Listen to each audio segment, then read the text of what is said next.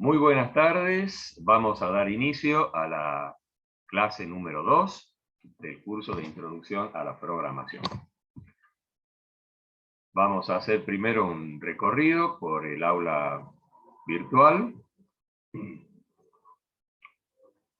Ahí ustedes tienen en la sección principal el foro colaborativo, donde ahí les pido que vayan colocando las consultas, las dudas, que hagan algún aporte también, pueden hacer algún aporte o contestar la pregunta que ha hecho alguno de los compañeros. ¿Sí? Bien, y el glosario colaborativo, también eso les Hola, pedimos profe. que... sí, Daniel, Le quería preguntar que hasta el 4 para mandar el formulario, ¿no? para el cuestionario, Claro, claro. O es sí, antes. no, hasta el próximo viernes, o sea, los vamos a estar habilitando siempre a principios de la siguiente semana y les damos una semana para que lo contesten, ¿sí? Ah, bueno, Bueno, bueno. el glosario también es importante que vayan colocando allí ustedes algún aporte, porque la idea es que se vaya armando un diccionario específico con los términos, los conceptos que vamos desarrollando. Es una forma también de ir profundizando los temas y de ir aprendiendo. En definitiva, ese es el objetivo, ¿sí? Bueno, ya en la semana 1 tienen la grabación de la clase y el cuestionario, más el material con el que hemos desarrollado los temas, que es una pequeña guía, ¿sí?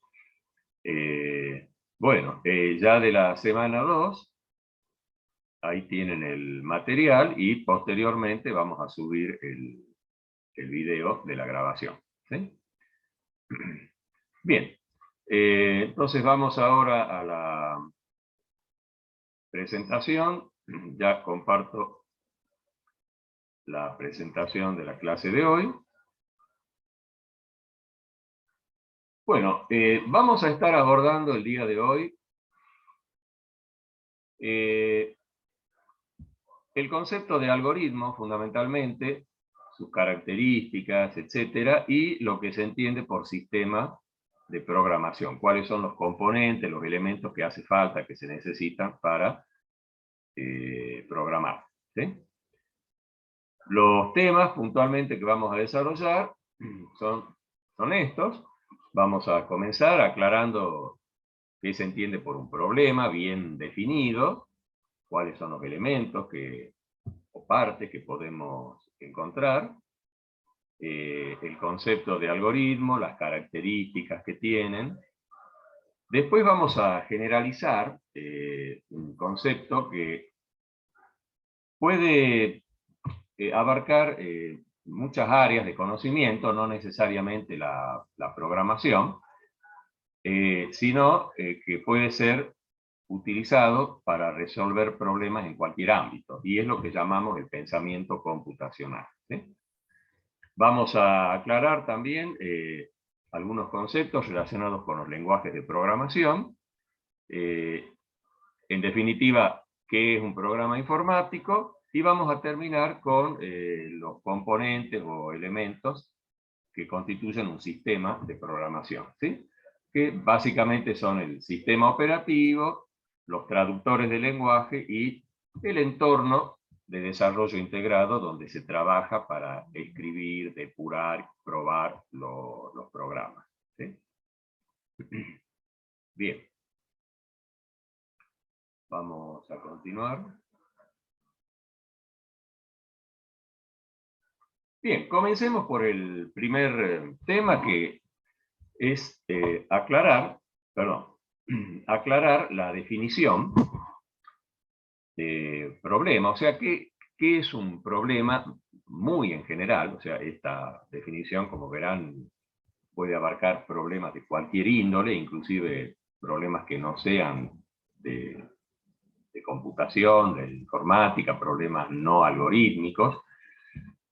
La percepción de un estado de cosas o de una situación actual que difiere de un estado deseado, es decir, de una situación a la que nosotros queremos llegar.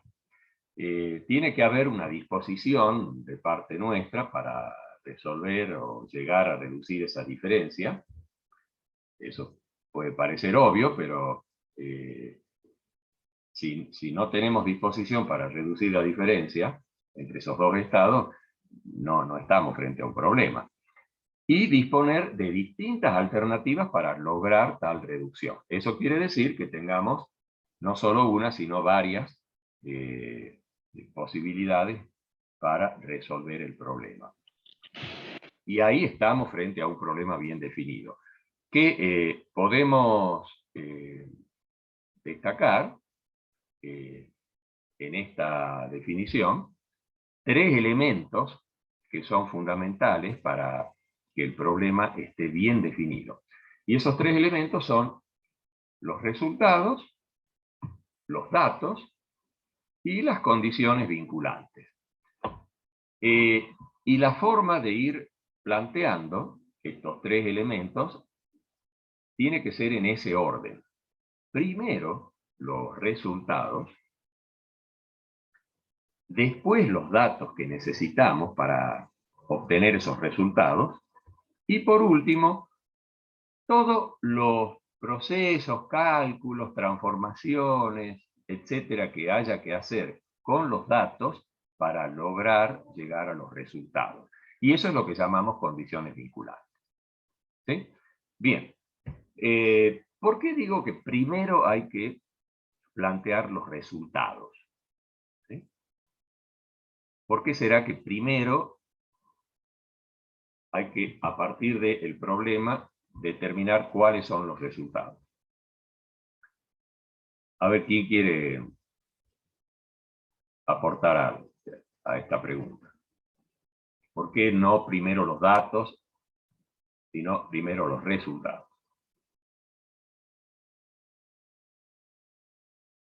¿Mm? Porque es lo que esperamos llegar. Bien, bien, perfecto. Es el objetivo, es la meta, es el estado de cosas al que queremos llegar, el estado deseado, porque si no tenemos bien en claro los resultados a los que queremos llegar, no podemos saber o no podemos determinar bien qué datos son los que se necesitan. Hablando en términos de lo que sería un enunciado de un problema, por ejemplo, a ver, pasemos a ver este caso sencillo. Supongamos un ejemplo muy simplificado de lo que sería un comercio. Dice que en un comercio se desea saber si tiene o no ganancias, ¿sí? Y se conoce el total de ventas de un mes, el porcentaje de impuestos sobre las ventas, y el total de gastos del mes, que sería, bueno, todos los demás egresos aparte del impuesto. ¿Sí? Bueno, si yo me fijo en este enunciado, claramente ahí veo que hay algunos datos que me están dando, pero lo más importante es que yo determine cuáles son los resultados. Porque en el enunciado no puede haber resultados de más ni de menos. Obviamente, los resultados son los que están ahí, expresados. ¿Sí? Yo no les puedo dar a ustedes un enunciado donde los resultados estén incompletos, porque no son adivinos. Si yo no les digo precisamente cuáles son los resultados que tienen que obtener, y bueno, no van a saber cómo, no sabrían cómo determinarlo, ¿no? Si no se lo brindamos en su totalidad. Pero los datos, sí podría ser que en el enunciado haya datos de más o datos de menos. Eso sí podría ser. Entonces uno se va a dar cuenta de eso en función de los resultados que quiera obtener, ¿no? Entonces por eso, por una cuestión hasta de sentido común, primero planteamos los resultados y después qué datos se necesitan o qué datos disponemos para obtener esos resultados, ¿sí? Bueno, en este ejemplo, ¿cuáles serían los resultados?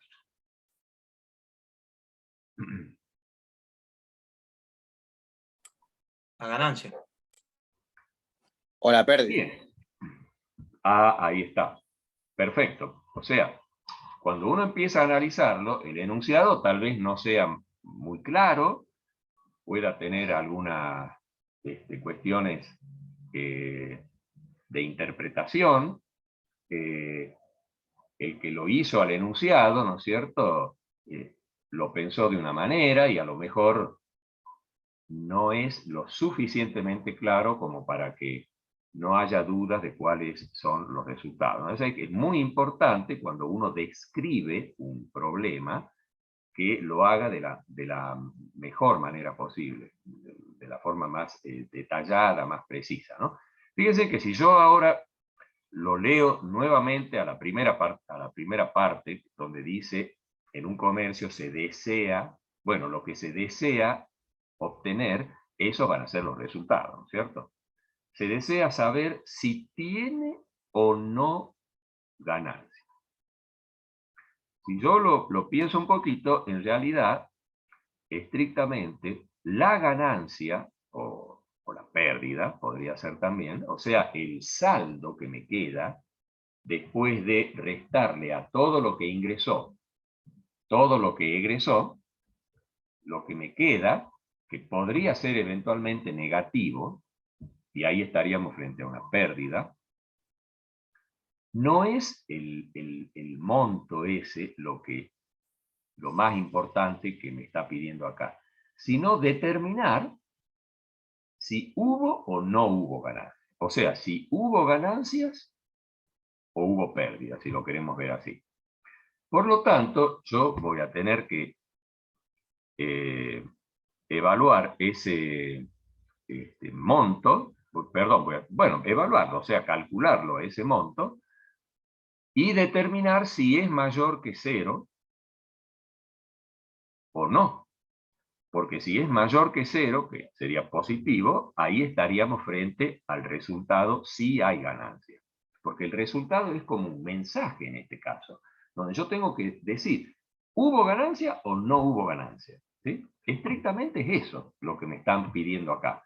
Por supuesto que yo puedo agregarle también como un resultado, podríamos decir, complementario, mostrar el monto, ¿ah? brindar el monto ese, ya sea positivo o negativo, ¿sí? Desde el saldo, de lo que queda, de la diferencia de lo que entra con lo que sale, hablando en términos monetarios, ¿sí?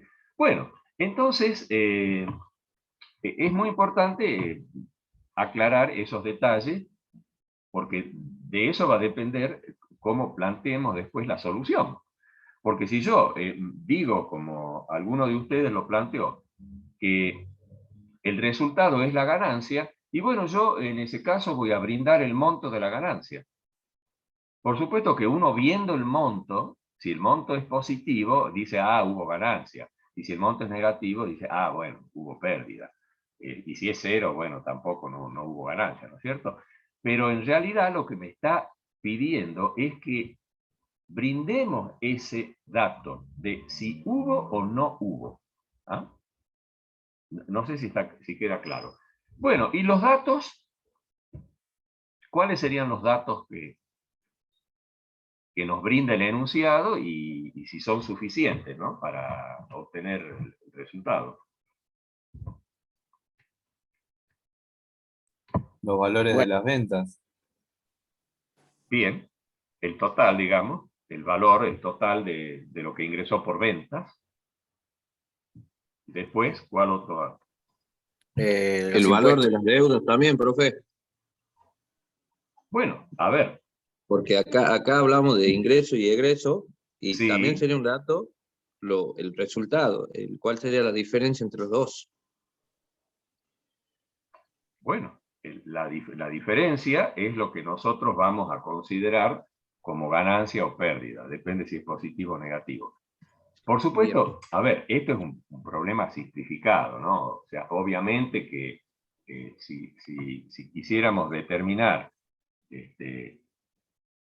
si quisiéramos hacer, mejor dicho, todo el balance de la contabilidad del negocio, bueno, podría haber algún crédito por ahí o alguna, ¿no es cierto?, alguna deuda y eso también va a influir en si el negocio tuvo o no realmente un superávit. Bueno, estamos haciendo una cosa muy simplificada, ¿no? Que es simplemente si en el ingreso y egreso del mes, si hubo un saldo positivo, diríamos, ¿no? Entonces, el otro dato que nos brinda acá el enunciado es el porcentaje de impuesto, que se supone que el impuesto va a ser un egreso, ¿no es cierto? Y después dice el total de gastos. Bueno, ahí por supuesto que vamos a suponer que ahí están todos los demás, las demás erogaciones. Pueden ser sueldos, pueden ser insumos, lo que sea, ¿no es cierto? Entonces, simplificando, por supuesto, del caso real, podríamos decir que esos son los tres datos y que con eso podemos determinar el resultado, ¿sí?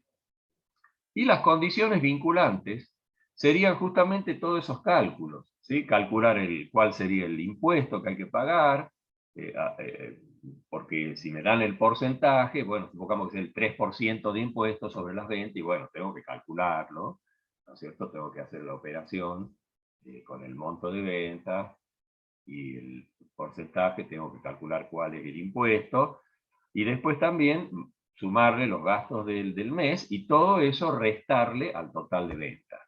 Bueno, todos esos cálculos que hay que hacer. Después comparar también si el resultado es positivo o no. También ahí hay, digamos que hacer operaciones de comparación y todo eso forma parte de las condiciones vinculantes. ¿Sí? ¿Se entiende? Bueno, pasemos ahora a dilucidar, bien, gracias, un concepto que, si ustedes buscan, por supuesto, van a encontrar definiciones muchísimo más breves, porque un algoritmo yo podría decir simplemente que es un método, que es una serie de pasos que hay que seguir para resolver el problema y punto. Pero esta definición que yo he armado a propósito para destacar las 4 características que debe tener un algoritmo, dice que es una definición precisa. Ahí ya estamos frente a una de las características, tiene que ser preciso, no puede haber ambigüedades en las acciones, instrucciones, órdenes que se tengan que llevar a cabo, los pasos, de una secuencia ordenada. Y ahí está otra característica, que los algoritmos son secuenciales. Es decir, son una secuencia de pasos. ¿Sí? Pero ordenada es importante porque yo puedo tener una secuencia de pasos desordenada y no me va a servir, obviamente, ¿no? Eso, digamos que en sentido común me dice, bueno, sí, tienen que estar ordenados los pasos porque los voy a ir siguiendo en ese orden. Bien, y de acciones a realizar en un número finito de pasos. Y ahí aclaremos que lo de la cantidad finita de pasos es para llegar a un resultado.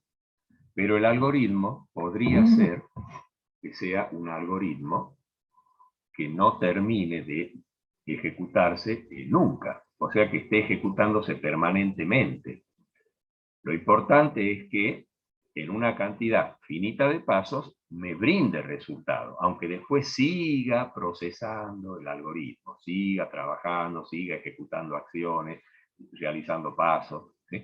Hago esa aclaración porque, por ejemplo, dentro de los sistemas embebidos, yo comentaba que era una de las áreas donde la programación está teniendo mucha importancia, hay mucha demanda de programadores dentro de lo que se conoce como sistemas embebidos. Por ejemplo, en cualquier caso, si tenemos, bueno, si vamos al mismo celular, a un smartphone, donde está, o a una notebook, o sea, cualquier dispositivo que uno encienda y hasta que no lo apaga, los algoritmos, los programas que están corriendo, que permiten que ese aparato, que ese dispositivo funcione, y van a estar van a estar funcionando, ¿sí? Pero durante ese, digamos, de funcionamiento, va a ir obteniendo resultados, va a ir brindando los resultados para los cuales está diseñado el algoritmo, ¿sí? Bien, o sea, lo que quiero es que no se confunda con el principio y final de un algoritmo, que podría ser indefinido, sino en la obtención de los resultados, ¿sí? Con el objetivo de solucionar un problema de la forma más general, y ahí está la cuarta característica. Un algoritmo uno lo tiene que plantear de la forma más general. ¿Y eso qué quiere decir? Que cuando planteamos un algoritmo, lo tenemos que hacer en un nivel de abstracción lo más alto posible. Y eso, a la vez, significa que tenemos que ser lo más simple en el planteo de las acciones.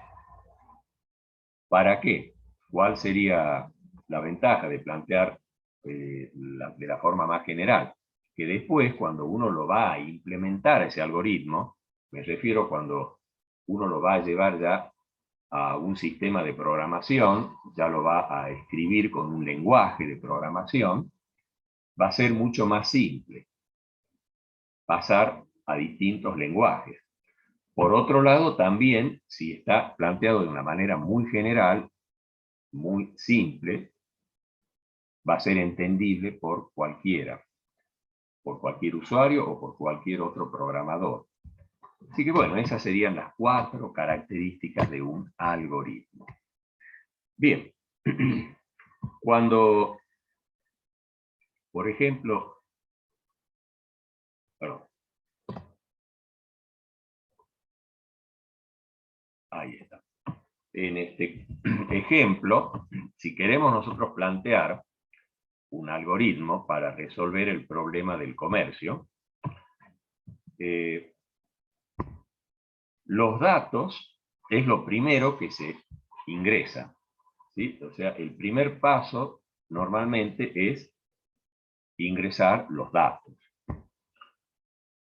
Y en este caso yo he representado de una manera mnemotécnica, los he llamado de forma tal que se entienda de qué se trata cada dato.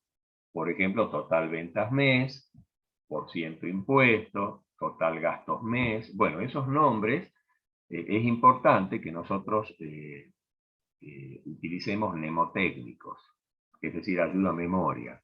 Porque yo le podría haber llamado monto 1, por,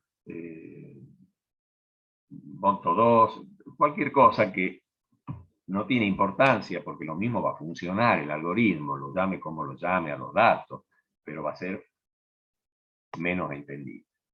Así que ese es un detalle muy importante, que los datos y los resultados también los representemos de la manera más clara posible, entendible. Bueno, en el cálculo, que sería el paso 2, cuando ya vamos a hacer los cálculos, ahí yo estoy planteando el total de impuestos del mes, es decir, el monto que tengo que pagar de impuestos.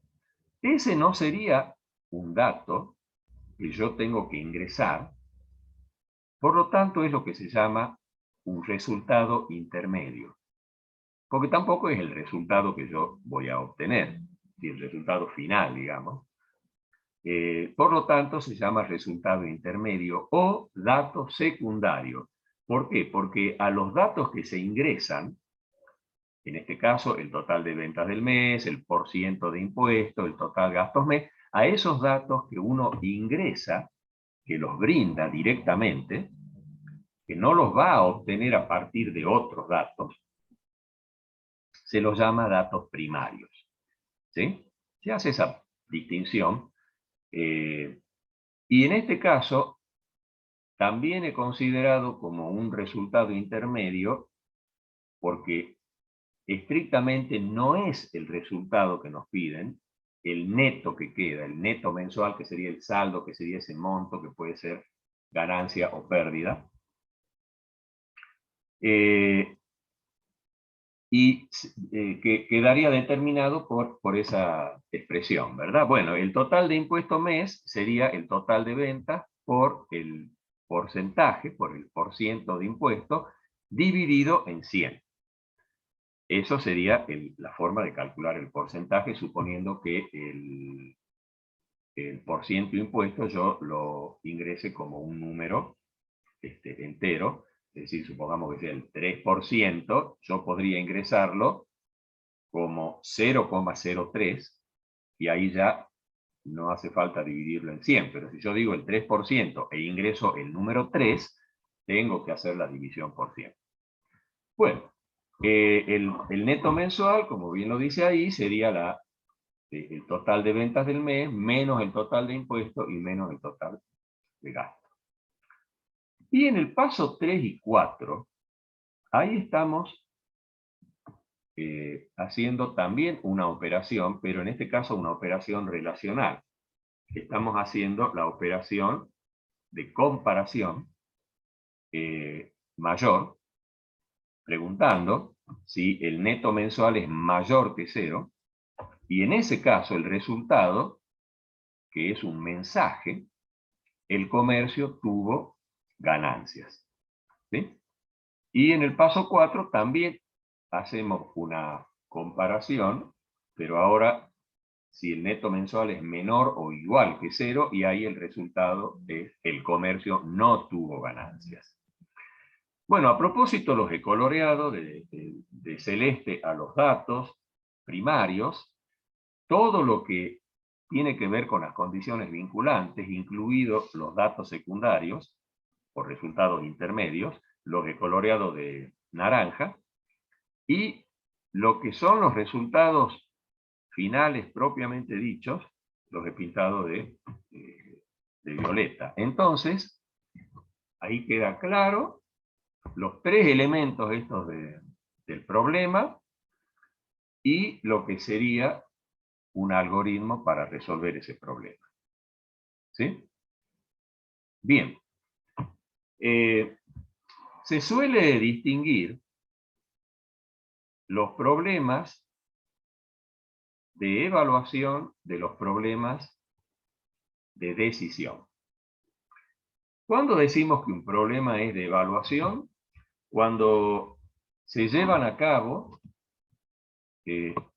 operaciones, cálculos, transformaciones de datos, pero sin tomar ninguna decisión. ¿Sí?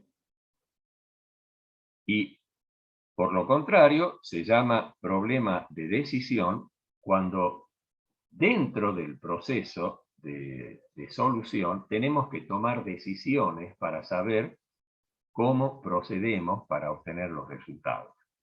Decisiones que se toman en función de los valores de los datos. Por ejemplo, en este caso, en este ejemplo, sería de evaluación o de decisión el problema.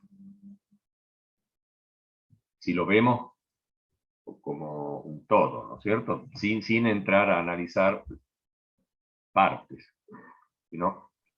A mí me parece que de evaluación. Uno está evaluando si tiene una pérdida o si tiene una ganancia. Bien, cuando uno habla, cuando utilizamos la palabra evaluación, se refiere a evaluar determinados datos o llevar a cabo determinadas operaciones. Así que no está mal lo que vos decís en cuanto a que todo lo tenemos que llevar a operaciones, pero cuando yo estoy comparando ahí el neto mensual con 0, está bien, estoy haciendo una evaluación del valor de ese neto mensual, si es mayor que 0. Pero eso, desde un punto de vista de la forma en la que funciona el algoritmo, podríamos decir, ahí estoy frente a una toma de decisión, porque tengo que decidir si el resultado va a ser el comercio tuvo ganancia o si el resultado va a ser el comercio no tuvo ganancia. O sea, ahí hay una decisión que estoy tomando para mostrar o no determinados resultados. Así que, viéndolo así, analizándolo de esa forma, sería un problema de decisión. Porque no hay un solo camino, podríamos decir, en términos un poco más técnicos, diríamos que es aleatorio el proceso, ¿sí? Porque hay varias alternativas de acuerdo al valor que se ingresa de los datos, ¿sí? Porque de acuerdo al valor de los datos son los cálculos que hemos hecho y si es positivo vamos a tener un resultado y si es negativo o cero vamos a tener otro resultado. Entonces ahí estamos frente a un problema de decisión, vamos a decir, ¿sí? Ahora, cuando no hay ninguna decisión, cuando no se tiene que tomar ninguna decisión en base a condiciones que cumplan los datos, ahí vamos a estar frente a un problema de evaluación, ¿sí? Bueno, ya vamos a volver cuando vayamos a analizar ya ejercicios. Vamos a volver un poquito con ese concepto. Bien, perfecto. Ahora, para abordar de una manera, digamos, más práctica, lo que serían los algoritmos, vamos a ver esta clasificación que está muy relacionada con la complejidad de los algoritmos. Y fundamentalmente la complejidad temporal, es decir, el tiempo que demoran los algoritmos en resolver el problema.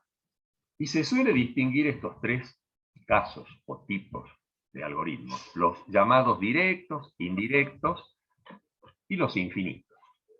Desde ya, claro que lo de infinito es metafórico, ¿no? Ya vamos a ver por qué.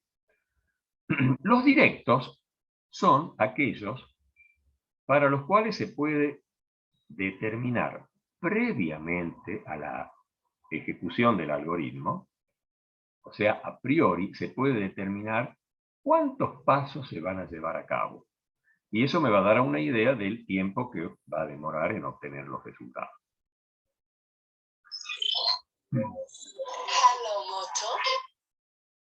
Perdón.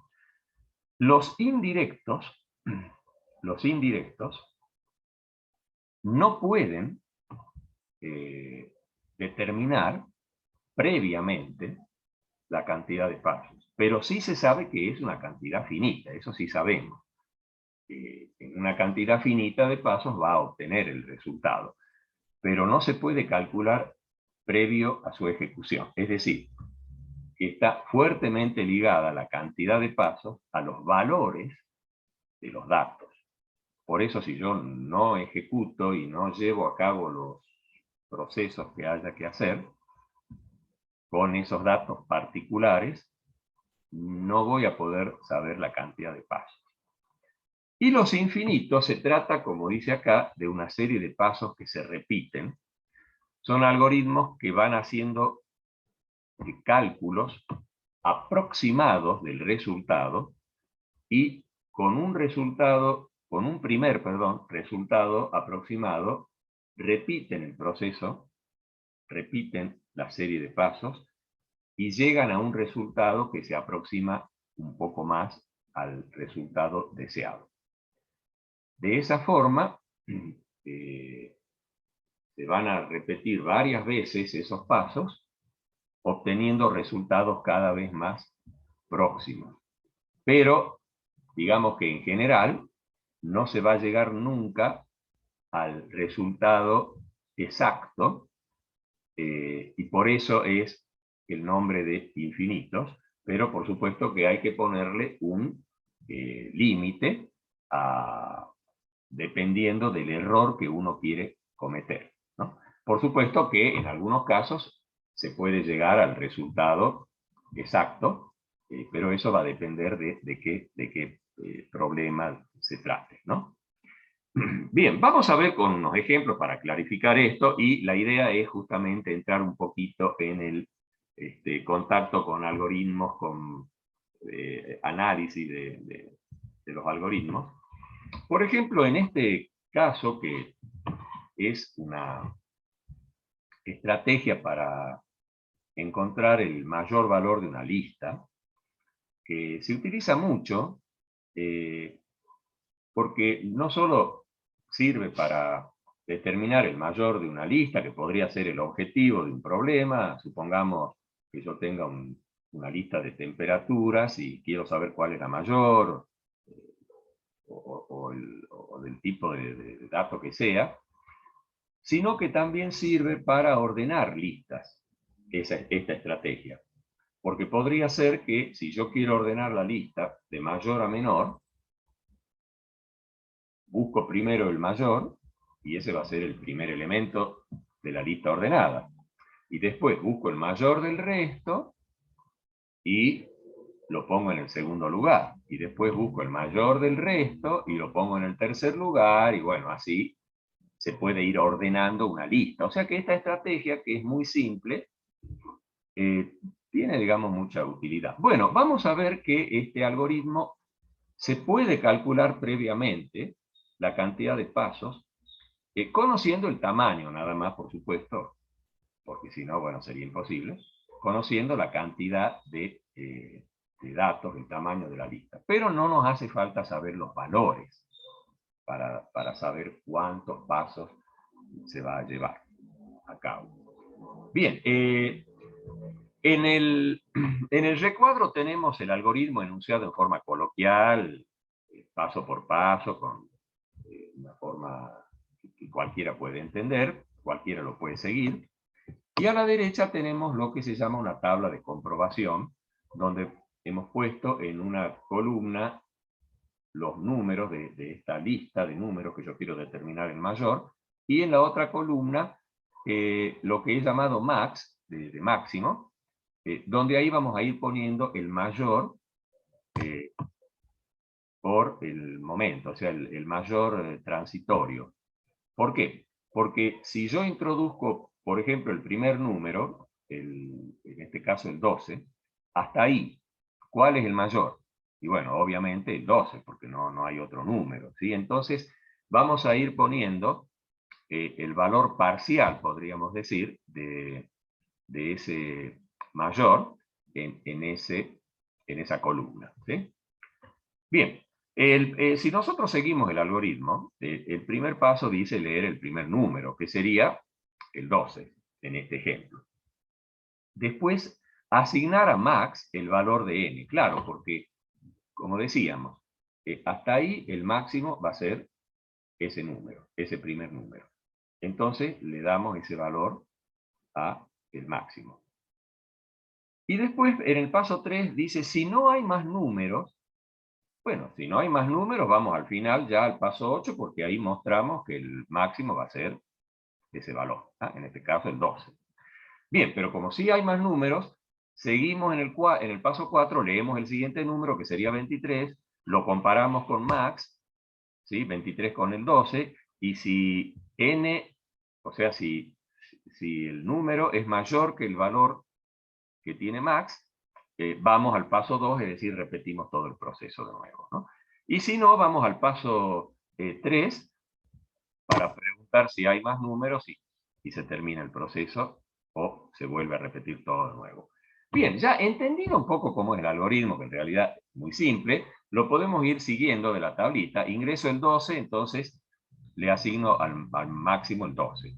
Cuando ingreso el 23 lo comparo, y como el 23 es mayor, efectivamente, ese va a ser el nuevo máximo.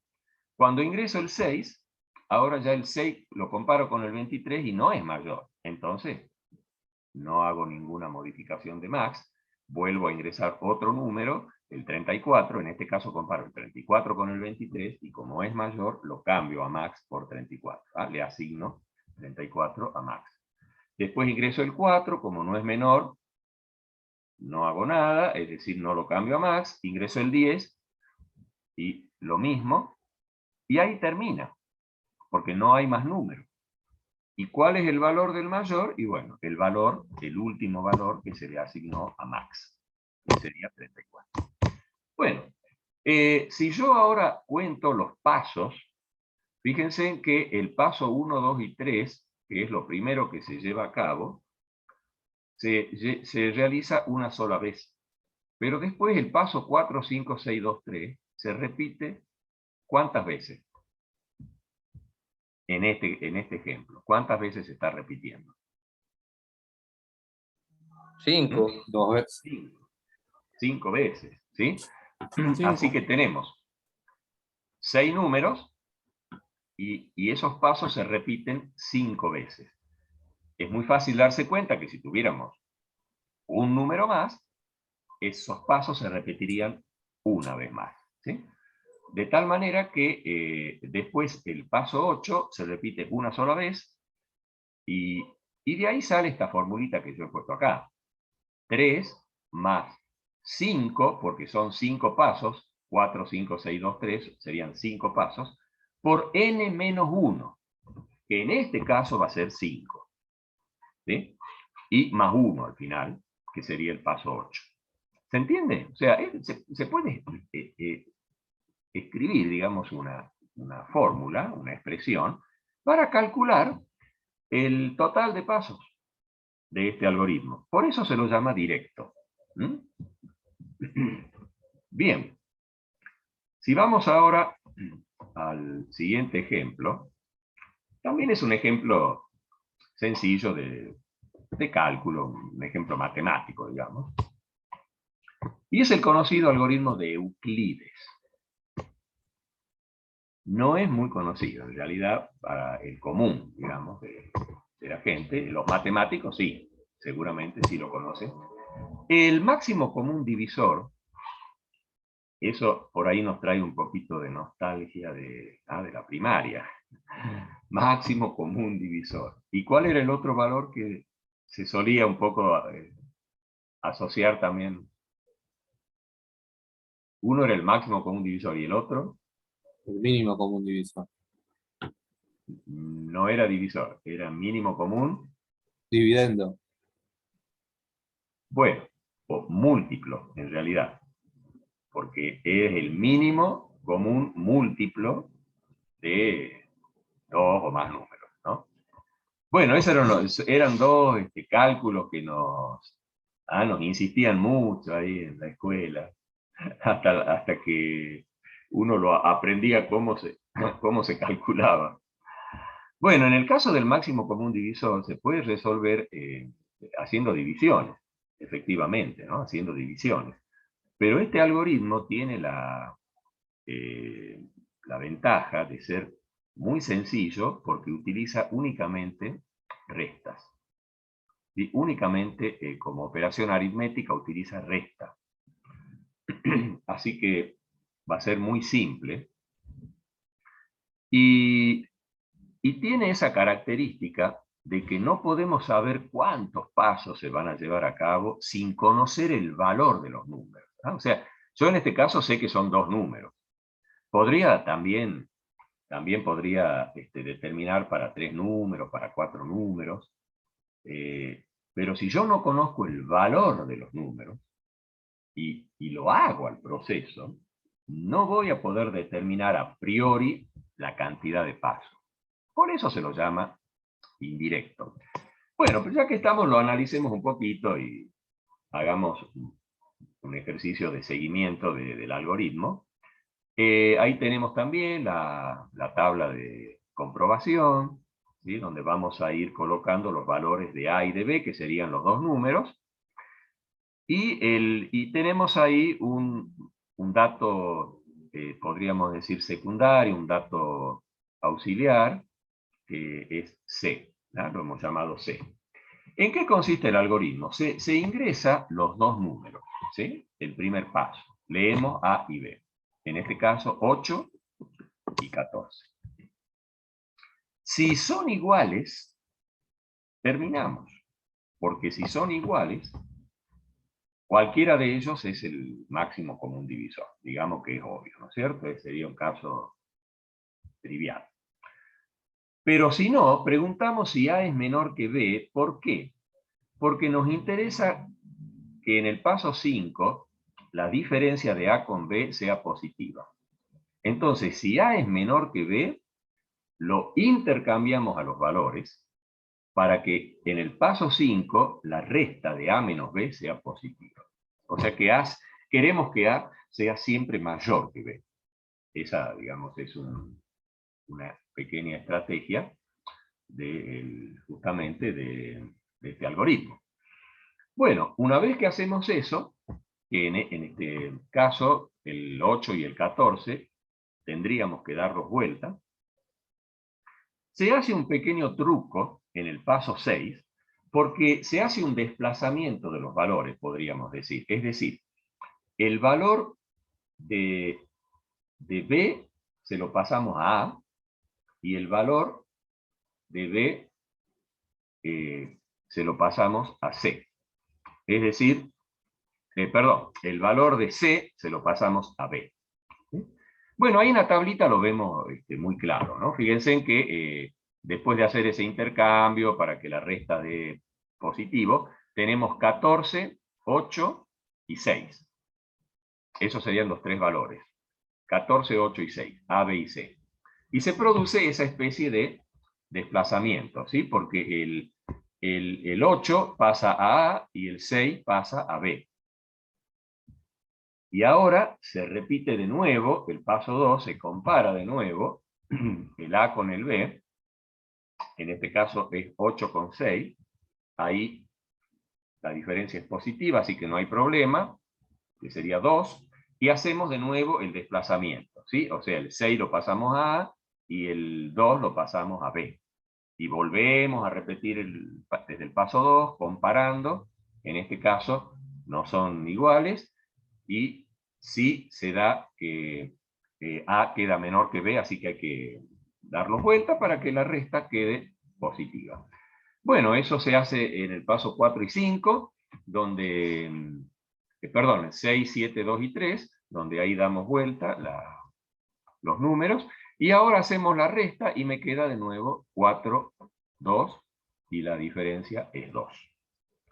Bien, en ese caso hacemos el desplazamiento, el 2 lo pasamos a A y el otro 2 lo pasamos a B, y ahí se cumple la igualdad. Y ahí termina el algoritmo. Y en este caso, obviamente, el máximo común divisor es el 2. ¿Sí?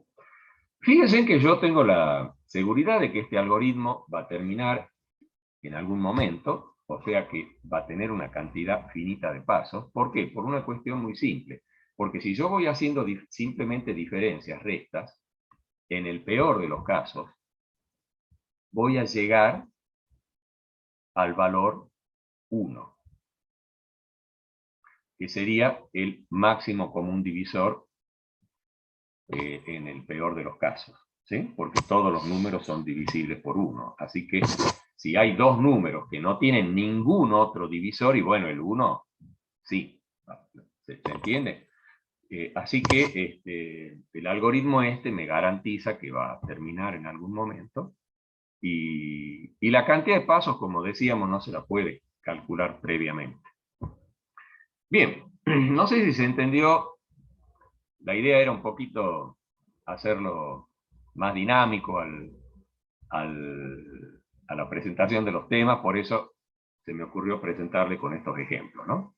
Bueno, el último ejemplo que estaría relacionado con el algoritmo infinito, que repito, es metafórico, el algoritmo llamado infinito, tiene esas tres características que estoy acá describiendo. Dice que generan secuencias de estimaciones convergentes. Eso quiere decir que, como decíamos, que se repite una serie de pasos y se va obteniendo resultados cada vez más precisos. Bueno, tiene que ser convergente, ¿no? O sea, ¿qué quiere decir eso? Que yo en cada ciclo me tengo que aproximar al valor del resultado y no alejarme, ¿sí? ¿Se entiende?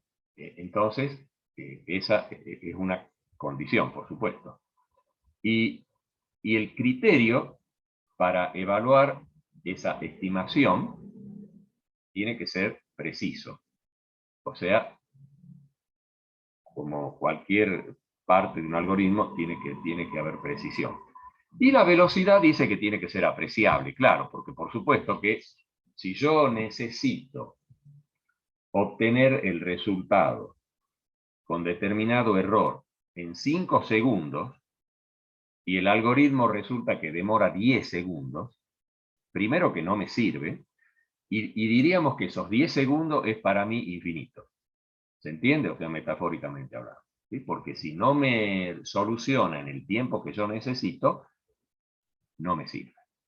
¿Sí? Entonces la velocidad tiene que ser apreciable y tiene que ser acorde a lo que se necesite en el contexto que estemos trabajando. Bueno, este algoritmo de Newton, que también es un algoritmo de cálculo, no sé si lo conocerán, lo que sí seguramente se deben acordar también de la escuela, el cálculo de la raíz cuadrada, que no era nada fácil, ¿no?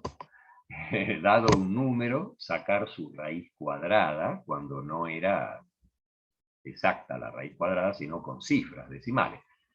Y peor si fuera una raíz cuadrada que dé como resultado un número irracional o un número fraccionario con muchas cifras. Bien, este algoritmo es muy simple y se basa en una fórmula que la podemos ver ahí en el paso 3.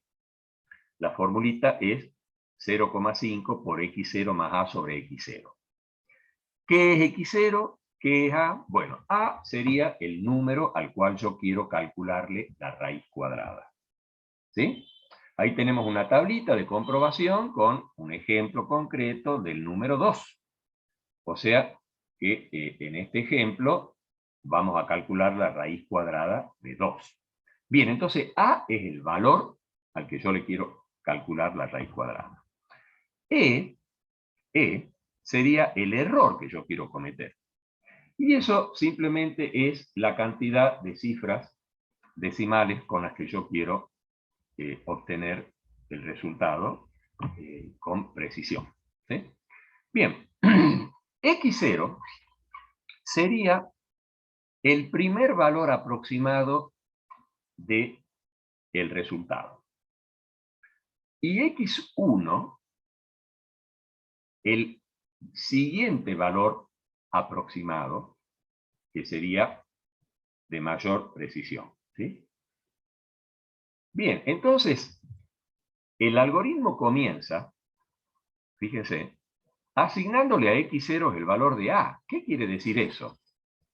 Que yo estoy suponiendo que la raíz cuadrada de 2 es 2. Pero ese sería un resultado, por supuesto, con un error tremendo. Pero de ahí parte el algoritmo. Parte de que la raíz cuadrada es igual al número. Bueno, eso va a ser cierto en el caso de ¿qué número? Que la raíz es igual al número. La raíz de 4. Y, no, De la 0. raíz de 4. Bien, bien, la raíz de 0 y la raíz de 1. 4. No, 4 la raíz es 2. La raíz cuadrada de 4 es 2. Entonces yo digo cuando la raíz es igual al número. Es decir, raíz de 1 es 1, raíz de 0 es 0. ¿Se entiende? Bueno, digamos que son dos casos particulares. Pero en general, la raíz no es igual, digamos, al número. La raíz de 4 es 2. ¿Sí? Etcétera, ¿no es cierto? Bueno, entonces, parte de ese supuesto, pero inmediatamente en el paso 3 calcula x1. X1 lo calcula con esa formulita. Así que hace el valor de x0, que sería 2, en este ejemplo, más el valor de A, que sería 2, dividido en el valor de x0, que sería 2 también. O sea que ahí, después lo multiplica por 0,5, o sea, 2 más 1, 3, y por 0,5, 1,5. ¿Sí?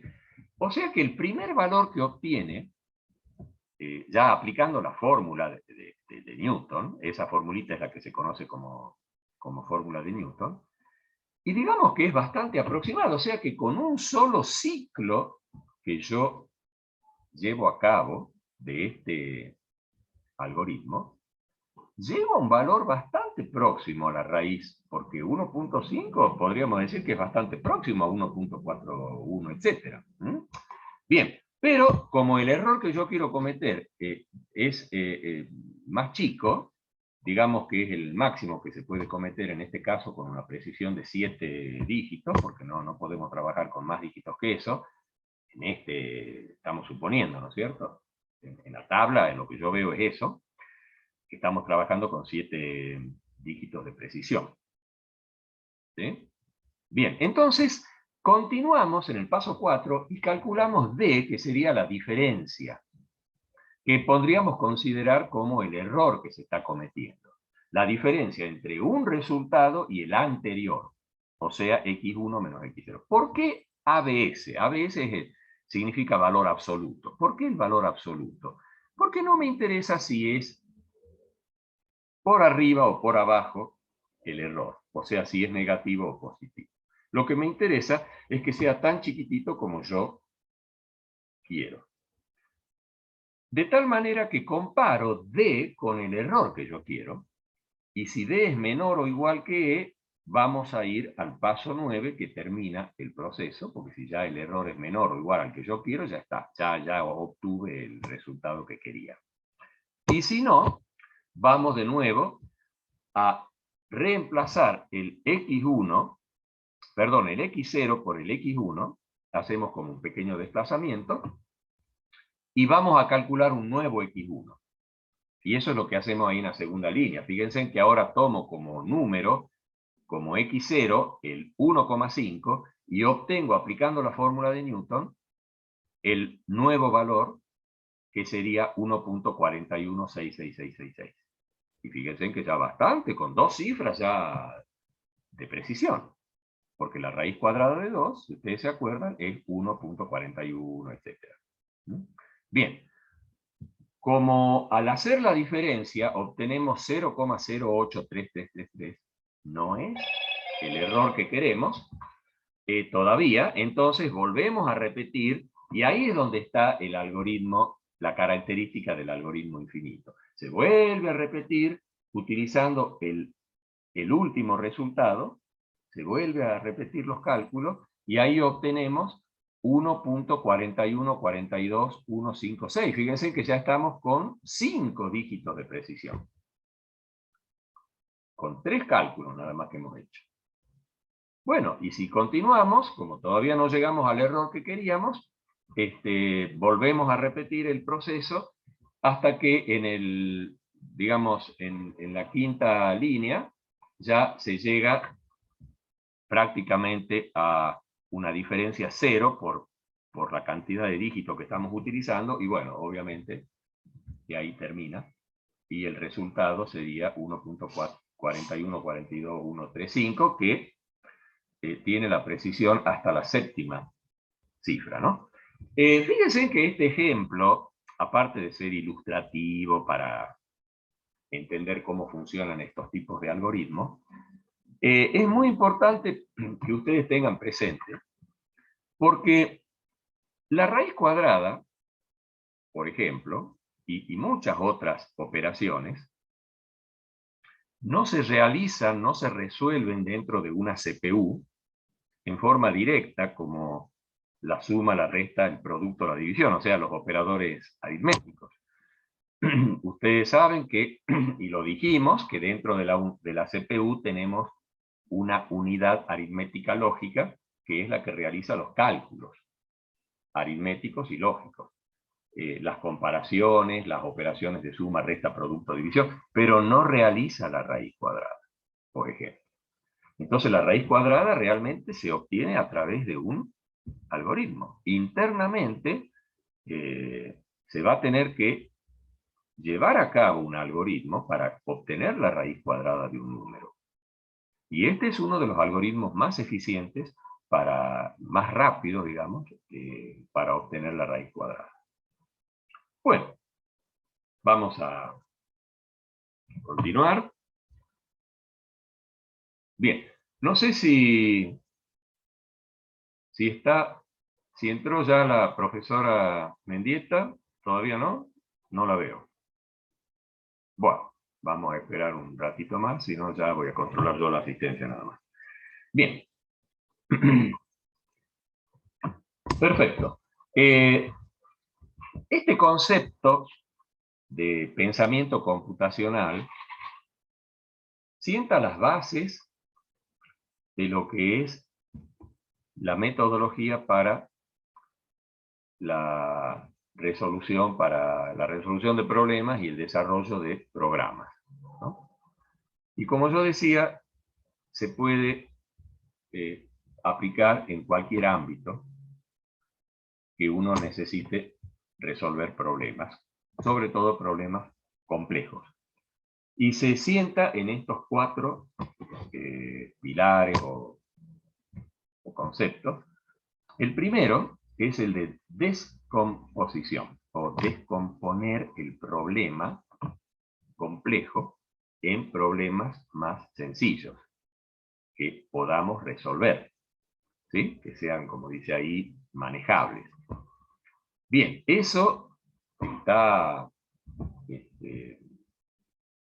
relacionado con el famoso dicho de divide y vencerás. Bueno, ese divide y vencerás acá se lo aplica positivamente, porque es cierto que si yo quiero abordar un problema complejo, me va a resultar mucho más fácil si lo divido en partes. Esa es, digamos, la idea, ¿sí? Descomponerlo, dividirlo en partes.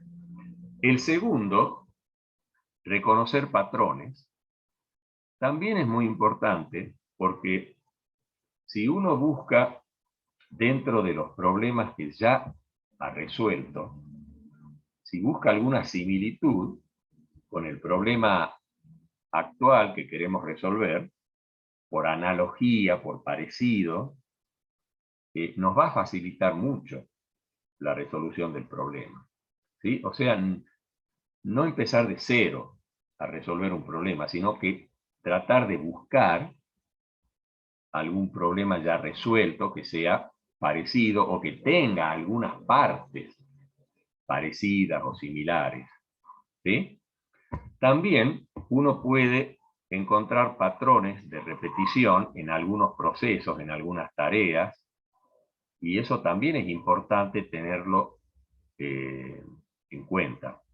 Tener esa capacidad de detectar dentro de los distintos procesos, ¿sí? Todas aquellas tareas que son repetitivas. ¿Sí? Y también, en algunos casos, en algunos ámbitos, las tendencias que hay para resolver tal o cual tipo de problema, ¿sí? Puede haber ya estándares o puede haber ya otros programadores que ya lo han resuelto. Entonces, siempre tratar de buscar un atajo para resolver el problema y no tratar de empezar de cero sin haber por lo menos intentado buscar esos patrones, ¿sí? Bien, la abstracción como tercer pilar, que ya comenté cuando vimos las características del algoritmo, que sea lo más general posible, bueno, tiene que ver con eso. Tratar de plantear de la manera más abstracta el problema quiere decir tener esa capacidad de determinar cuáles son los elementos fundamentales, cuáles son los elementos relevantes. Dejar los detalles de lado en una primera instancia. Cuando uno tiene un problema real, lo que hace para poder resolverlo es un modelo de ese problema real. Y el modelo siempre es una simplificación de la realidad, ¿sí? El modelo nunca va a ser 100% o no va a tener en cuenta 100% todos los detalles que se presentan en una situación real.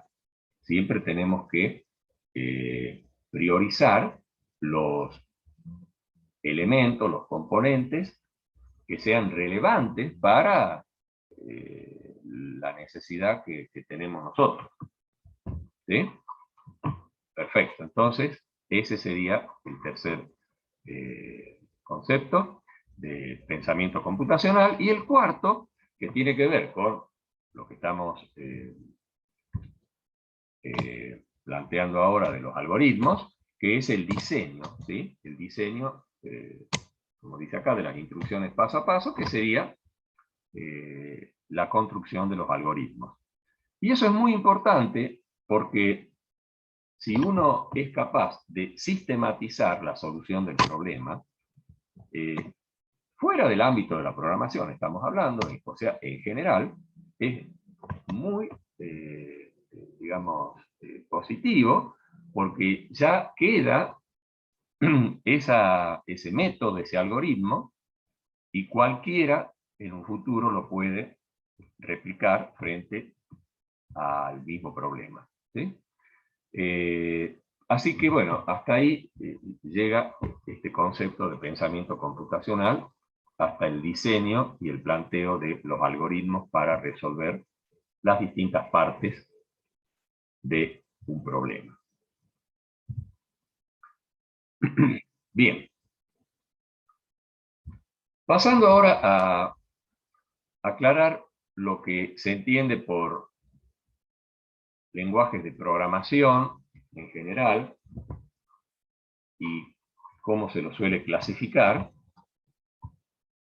Se trata de lenguajes formales que van a permitir, que sirven para la comunicación con los sistemas computacionales electrónicos digitales, para ser bien específico. Hablando en términos prácticos, son los lenguajes con los que se escriben los programas para computadores digitales como los que nosotros manejamos, ¿sí? Una notebook, una tablet o el tipo de computador que sea. Se suele distinguir entre lenguajes de programación de alto nivel y de bajo nivel. Los de alto nivel son los más fáciles para el ser humano, es decir, están muy próximos o alineados con la estructura de los lenguajes naturales, ¿sí? Tenemos acá, en estos ejemplos, a la vez una división entre lo que se llaman lenguajes gráficos o lenguajes en bloques, que no solo se utilizan para la enseñanza, para los primeros niveles o primeros pasos dentro de la programación. Bueno, desde ya son algunos de estos lenguajes, como el Scratch, se utiliza mucho para enseñarle a los niños, a los chicos, pero eso no le quita importancia, porque también se utiliza a nivel profesional cuando uno quiere plantear soluciones simples, rápidas, para hacer prototipos de lo que serían programas, y después pasar, si no es suficiente, con la solución planteada con estos lenguajes, se puede pasar a un lenguaje ya de mayor potencial, como son los lenguajes de código escrito. Es decir, los que están a la derecha, por mencionar algunos tal vez de los más importantes, el Python, el C++, el Java, el JavaScript, bueno, todos estos que se mencionan acá, el Visual Basic, etcétera, son lenguajes muy, muy utilizados, ¿no?, hoy en día. Bien, y por otro lado, los de bajo nivel, que son aquellos que están más próximos al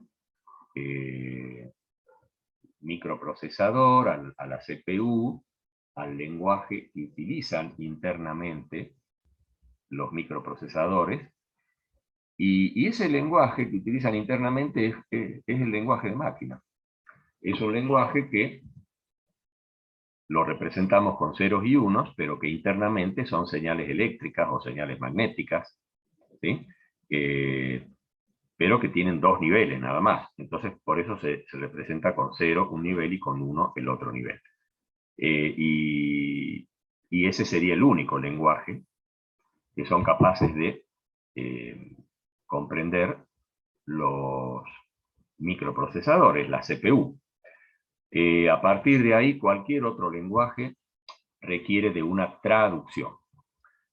Perfecto. Y dentro del bajo nivel hay también lenguajes que, si bien están en ese mismo nivel del lenguaje de máquina, porque son próximos a lo que es capaz de procesar una CPU internamente, pero utiliza, en vez de dígitos binarios, utiliza algunos mnemotécnicos con otros símbolos, letras, símbolos, caracteres especiales, pero la estructura que tienen es la misma que el lenguaje de máquina. O sea, dista mucho de la estructura sintáctica que tiene un lenguaje natural, el lenguaje del ser humano. Bien, pasando ahora a... Perdón. Bien. Pasando ahora a otro detalle con respecto a los... Perdón. Me van a disculpar un segundito, voy a interrumpir un minutito nada más.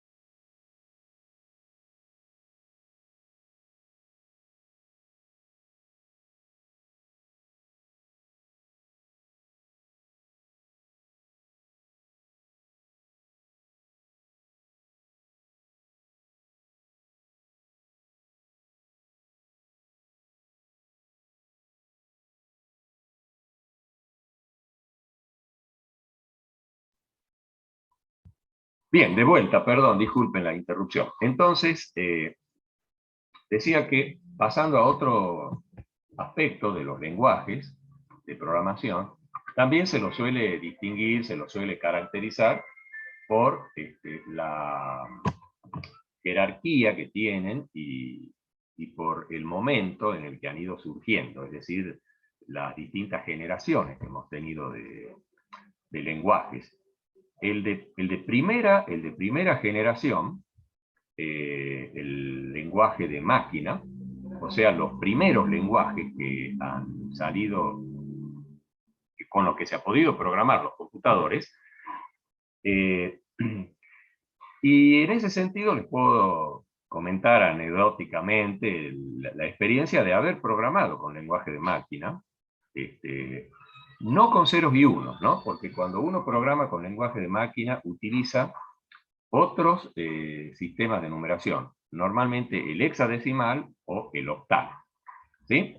Pero efectivamente hay que cargar código por código numérico para introducir las órdenes, las instrucciones, los comandos, etc.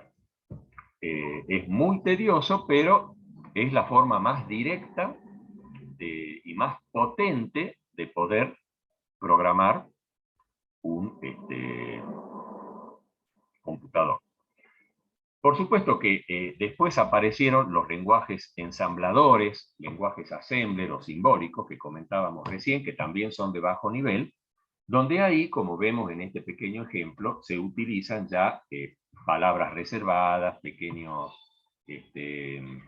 digamos, mnemotécnicos, y algunas simbologías, se utilizan números en decimal, se utilizan números también en hexadecimal, y una pequeña sintaxis, pero que dista mucho del lenguaje natural. Está muy cerca a la estructura que tiene de códigos binarios el lenguaje de máquina. Bien, pasamos ahí a los lenguajes de tercera generación, y los primeros lenguajes que surgieron fueron pensados para propósitos generales.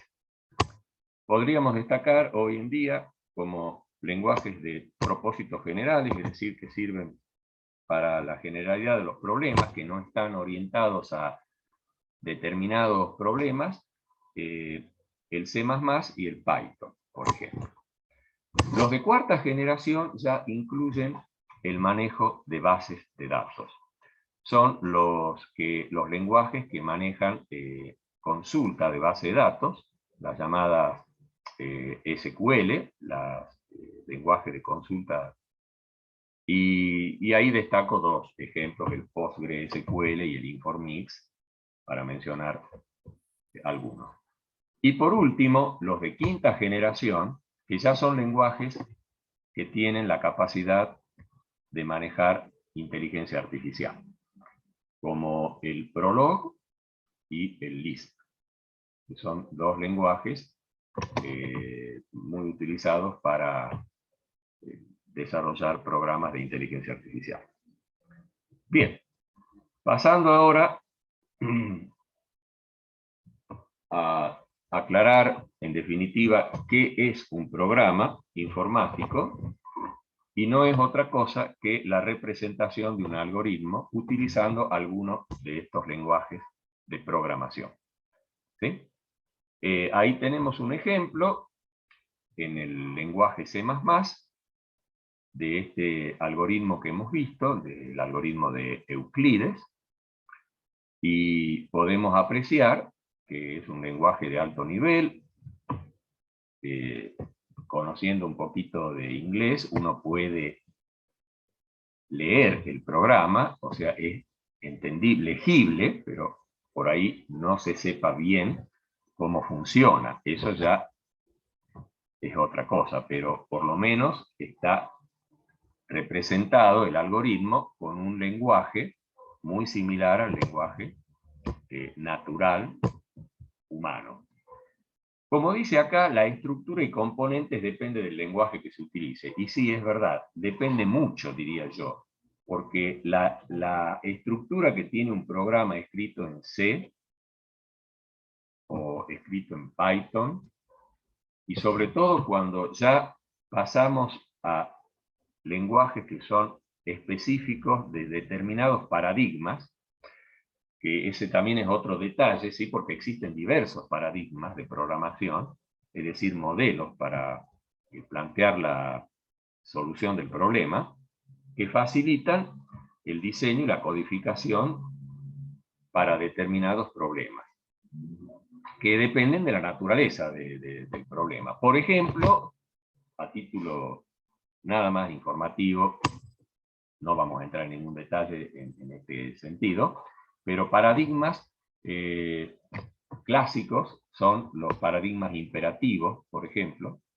donde allí están los lenguajes estructurados, como podría ser el C++, ¿sí? Pero también los lenguajes orientados a objetos. Paradigma orientado a objetos es otra metodología de trabajo. También el lenguaje C++ permite trabajar con programación orientada a objetos, ¿no? Y hay otros paradigmas que ya difieren mucho de los imperativos, que son los declarativos. Y dentro de los declarativos, ahí se destacan el funcional. Puedo mencionarles un lenguaje, el Haskell, si alguno a lo mejor lo ha sentido nombrar, y los paradigmas de programación lógica, y ahí está, dentro de esos, el Prolog. El Prolog, justamente, es un paradigma de programación lógico, y difieren sustancialmente en cuanto a la estructura y al funcionamiento de un programa con lenguajes imperativos, ¿sí? Así que bueno, lo importante que uno tenga en claro es que la estructura que puede tener el programa depende mucho del lenguaje de programación. Bien, ahora, para ir terminando ya con todos estos conceptos, los sistemas de programación, requieren de estos tres, por lo menos, estos tres componentes, ¿no? Los sistemas operativos, que sería obviamente la base sobre la cual va a correr cualquier otro programa, software. Los traductores de lenguaje, que en el caso de que trabajemos con lenguajes de alto nivel, obviamente se necesitan traductores, y el entorno integrado de desarrollo, que es el que me va a facilitar la escritura, la corrección, la depuración, la prueba de los programas. ¿Sí? Entonces esos serían los tres componentes de un sistema de programación. Para entrar un poquito en detalle, por lo menos a grandes rasgos, de lo que sería un sistema operativo, ¿sí? Ahí vemos en ese gráfico cómo es la comunicación y entre las distintas capas que hay en cualquier sistema informático. Fíjense que el hardware se va a comunicar con el sistema operativo. O sea, el sistema operativo, ¿sí?, es el que nos va a permitir gestionar los recursos del hardware, ¿sí? Y por otro lado le va a brindar servicios al software utilitario de aplicación, porque en la capa siguiente los que se comunican con el sistema operativo son los utilitarios y los programas de aplicación. Y en la última capa están los usuarios. Es decir, los usuarios se comunican directamente con los programas utilitarios o los programas de aplicación. Bien, y dependiendo justamente de la cantidad de usuarios que puede atender un sistema operativo, vamos a distinguir los monousuarios de los multiusuarios. Los sistemas monousuarios, como el nombre lo indica, son los que tienen capacidad para atender un solo usuario a la vez. Y son los que normalmente utilizamos nosotros en una PC de escritorio, en una notebook, tablet, en el mismo smartphone. Y como ejemplos, acá tenemos en el gráfico el Android, el iOS de Apple, el Windows 10. Bueno, el FreeRTOS es un sistema no muy conocido, pero que se utiliza para sistemas embebidos, ¿no? Que son específicos para ese tipo de utilidad. Bien, los multiusuarios van a tener capacidad para atender varios usuarios. Normalmente se trata de un sistema de hardware que tiene un servidor, un computador central, con muchos terminales. Cada uno de esos terminales lo puede manejar un usuario, y el sistema operativo tiene que tener esa capacidad de poder atender a muchos usuarios. Y ahí podemos mencionar el Unix, por excelencia, es un sistema multiusuario. En el caso de los computadores de Apple, el Mac OS. En el caso de Microsoft, el Windows Server, o el Linux también, etc. Por otro lado, los traductores de lenguaje. Los lenguajes se suelen también clasificar de acuerdo al proceso de traducción, los de alto nivel, ¿no? Y ahí tenemos estos tres casos o tipos de traductores, que son el compilador, el intérprete, ¿sí?, y una mezcla de ambos, que es lo que se llama lenguajes intermedios, ¿sí?, que trabajan en parte con compilador y en parte con intérprete. Dentro de los lenguajes compilados, podemos mencionar el C++, el Go, son dos lenguajes que son compilados. ¿Cómo funciona un compilador? O sea, un traductor compilador. ¿Cómo funciona? Va analizando primero el programa, instrucción por instrucción, la analiza, verificando si es correcta desde el punto de vista léxico, desde el punto de vista sintáctico y desde el punto de vista semántico. ¿Qué quiere decir eso? El léxico quiere decir que revisa que todos los componentes, las palabritas, los números estén bien escritos. ¿Sí? El sintáctico quiere decir que estén bien ordenados, que la estructura de la instrucción, ¿sí?, sea la correcta. ¿Sí? Y el semántico tiene que ver con la coherencia. ¿Sí? Que no haya partes del programa que sean incoherentes con otras partes. Que no esté utilizando a lo mejor algunos elementos, algunos datos, que no se puede realizar operaciones matemáticas y yo esté aplicándole a esos datos operaciones matemáticas, por ejemplo, por decir un caso concreto, donde ahí se va a detectar un error y va a ser de ese nivel semántico. ¿Sí? Bien.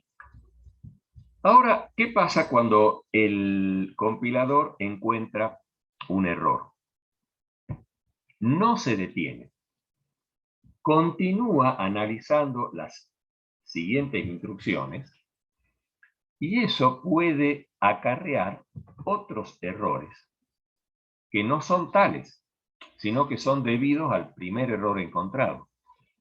De tal manera que cuando termina de revisar todo el programa, recién brinda una lista de errores.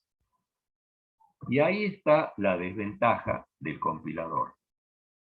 Porque en el proceso de depuración, de prueba de un programa, no me facilita, es muy lento, porque esa lista de errores que me arroja podría ser que no sean errores reales, sino que sean errores de arrastre.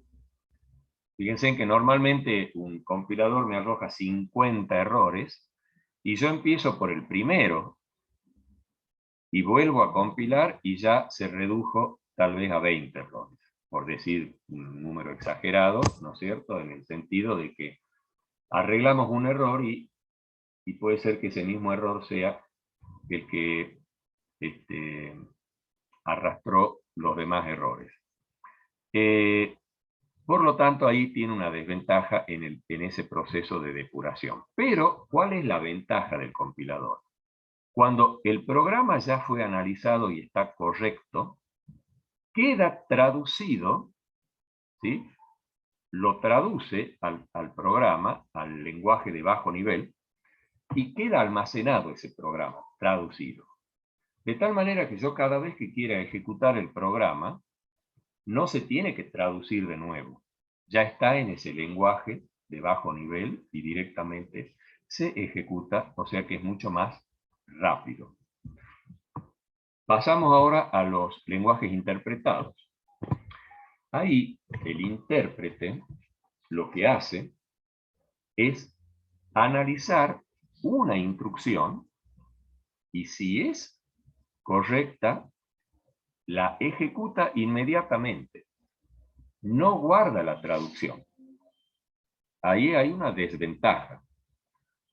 Y si es incorrecta, se interrumpe inmediatamente y me dice que se produjo un error, y esa es una ventaja, porque me permite que yo lo corrija inmediatamente y vuelvo a realizar la interpretación, es decir, que sigue analizando las demás instrucciones, de tal manera que el intérprete tiene como ventaja que me facilita la depuración del programa, es más interactivo en el momento de ir depurando, probando el programa. Pero la desventaja es que no queda guardada la traducción. ¿Eso qué quiere decir? Que yo cada vez que vaya a ejecutar un programa con intérprete, el intérprete pierde el tiempo en traducir por más que ya esté, en analizar por más que ya esté correcto el programa, analiza y recién ejecuta. Traduce, por supuesto, lo traduce y lo ejecuta. O sea que es más lento el programa interpretado. Bueno, ahí, por ejemplo, el JavaScript y el Python son dos casos, ¿no? Bien, disculpen.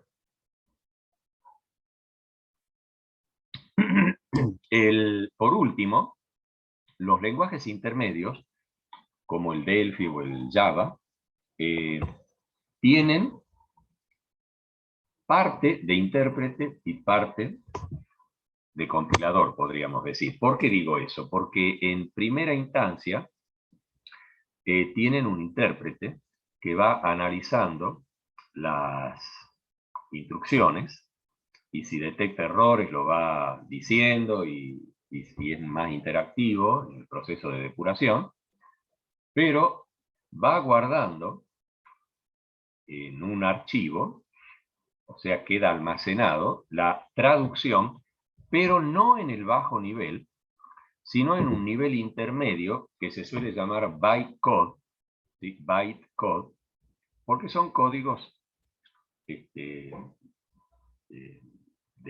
byte, de numéricos, binarios, y es un lenguaje intermedio que es otra ventaja de estos lenguajes, de los traductores de estos lenguajes, porque ese lenguaje intermedio se puede llevar fácilmente al lenguaje de máquina de diversos procesadores. Por lo tanto, son lenguajes que se los considera como multiplataformas porque pueden correr en distintos sistemas operativos y lo único que necesitamos es un pequeño programa que traduce el bytecode, perdón, que traduce ese lenguaje intermedio al lenguaje de máquina del procesador que estemos y con el sistema operativo que estemos trabajando, ¿no? Así que esa sería otra ventaja más de los intermedios. Perfecto. ¿Alguna pregunta? Porque no me han interrumpido en ningún momento. ¿Se va entendiendo? ¿Mm?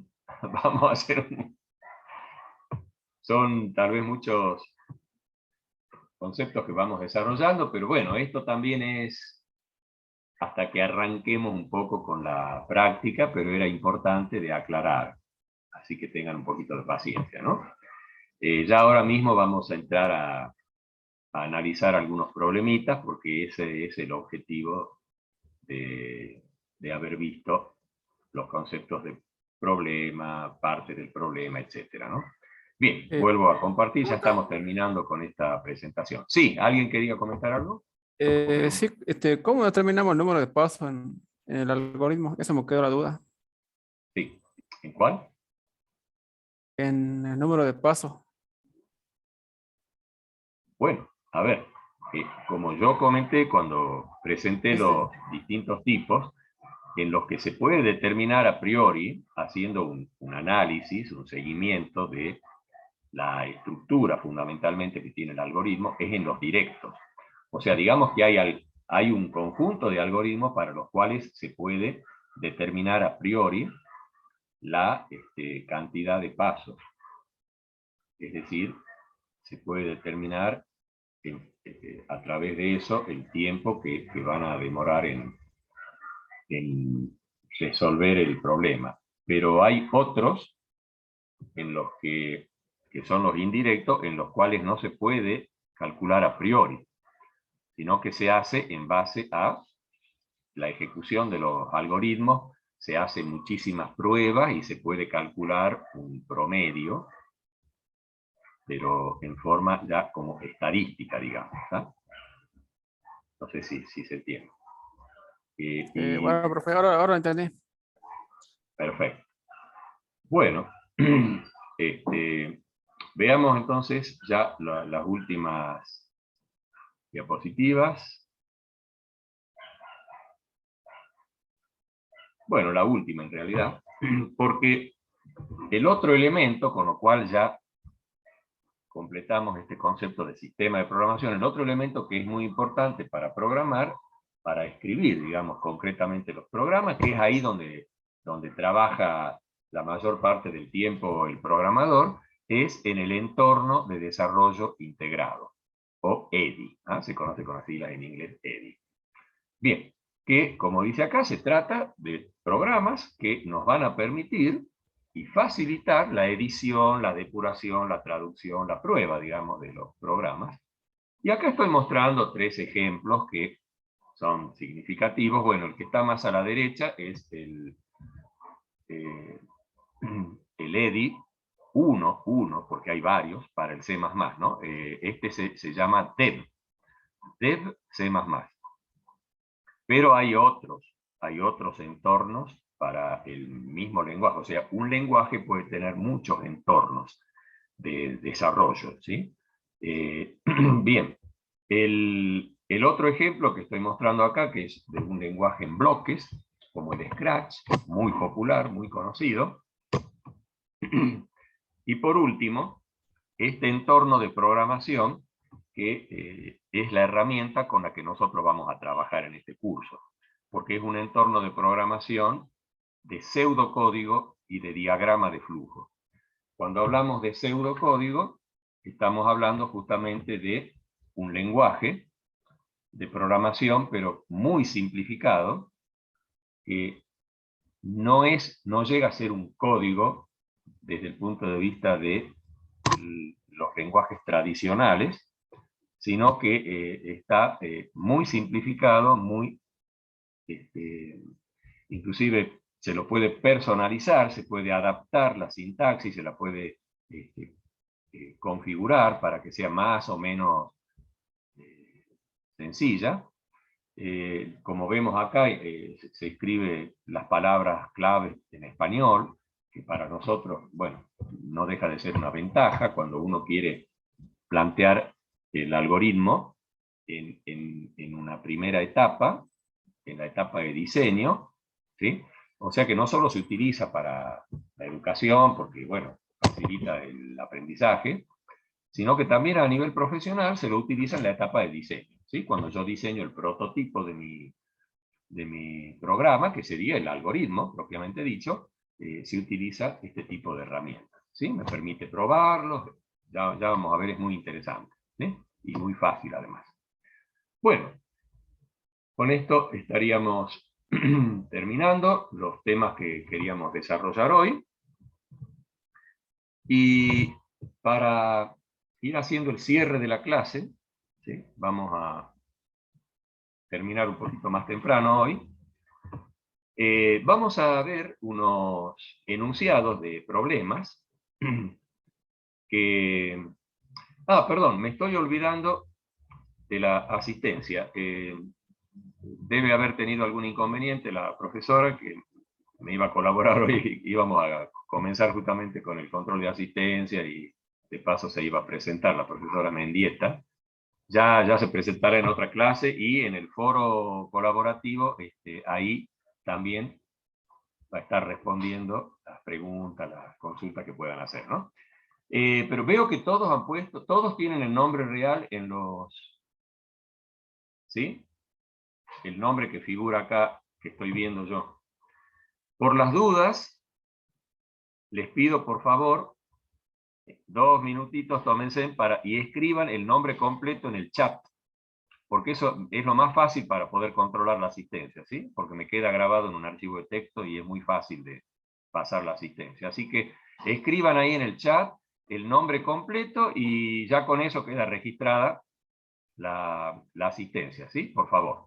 Bien, bueno, mientras ustedes hacen eso, les comparto ahora un documento que lo tienen también ahí en el aula virtual, ¿sí? Es un documento donde tienen los ejemplos de... A ver, de enunciados de problemas, cuyo objetivo es el de la comprensión de problemas, ¿sí? Bien.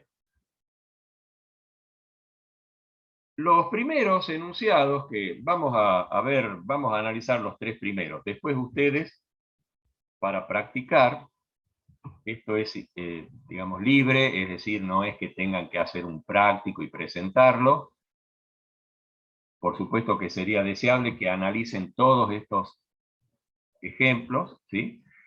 Y cualquier duda lo vayan poniendo en el foro colaborativo. Es más, también vayan aportando el análisis que ustedes hagan de los problemitas, la solución que ustedes encuentren, que en realidad estamos acá ante el primer paso, que es aclarar, dilucidar los datos y los resultados, nada más, ¿no? No estamos pidiendo que planteen la solución, pero bueno, si ustedes quieren avanzar en plantear la solución, no hay problema. Pero lo que quiero decir es que simplemente le estamos pidiendo que analicen el enunciado, ¿sí? Vamos a empezar con los tres primeros. Fíjense en el primer ejemplo, ¿no? El primer caso dice, en un curso se conoce el peso de cada alumno y se desea saber el promedio.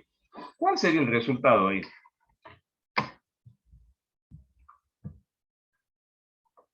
¿Cuál sería el resultado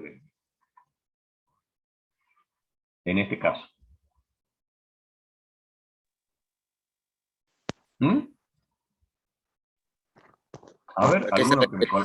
¿No sería lo El que curso de- pesa cada uno dividido la cantidad de personas para establecer el promedio? Sí, perfecto. Eso va a ser justamente el proceso, pero entonces, ¿cuál sería el resultado? Lo que quiero es que aclaremos bien, Un dividamos promedio. las partes. El promedio promedio. obtenido. Perfecto, el promedio es el resultado. No hay duda, es muy sencillo el problema. Perfecto. Ahora, ¿cuáles serían los datos? El ¿Cuáles peso del serían los- alumno. Y la cantidad de alumnos El que peso de son. cada ¿Cantidad de alumno alumnos? más la cantidad. Perfecto. Bueno, ahí fíjense en que a pesar de la sencillez del problema, tenemos que aclarar varias cuestiones. ¿Por qué? Porque yo podría suponer que voy a tener como dato que yo voy a brindar, que voy a introducir, si estamos ya pensando en el programa que vamos a construir para que resuelva este problema, podría ser que yo tenga los pesos de todos los alumnos y que también conozca la cantidad.